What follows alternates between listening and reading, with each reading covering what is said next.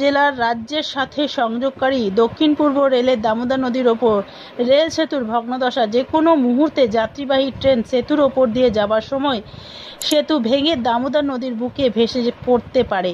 সম্প্রতি হিমাচল প্রদেশের সেতুর দেওয়াল ভেঙে পড়াতে যাত্রীবাহী ট্রেন অল্পের জন্য রক্ষা পায়। আসানসোল দক্ষিণ বিধানসভার বিধায়িকা অগ্নিমিত্রা পাল জানান, ছট পুজোর সময় দামোদর নদীতে গিয়ে রেল সেতুর জরাজীর্ণ অবস্থা দেখে তিনি আতঙ্কিত হয়ে গেছেন। সম্প্রতি দামোদর নদীর ওপর পিএইচির জলের পাইপলাইন নিয়ে যাবার সেতুর বালি চুরি করার কারণে যেভাবে ভেঙে গেছে তাতে তিনি আরও আশঙ্কিত হয়েছেন। তিনি রেল দপ্তরকে দামোদর নদীর ওপর রেল সেতুটাকে মেরামত ও রক্ষণাবেক্ষণের জন্য চিঠি লিখবেন। Green Asansol, clean Asansol.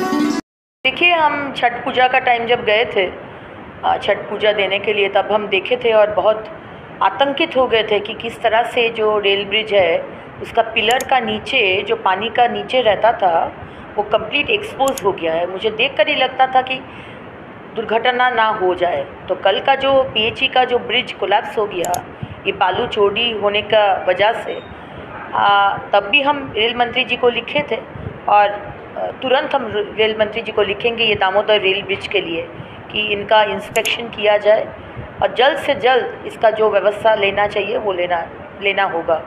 मुझे ये लगता है ये बहुत ज़रूरी है।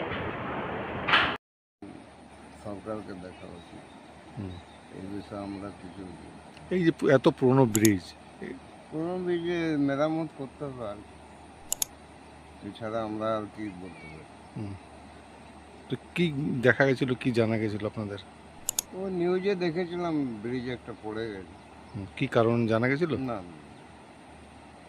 কারণ আমরা তো জানি না, দেখবে প্রশাসন আছে, ওনারাই দেখবে।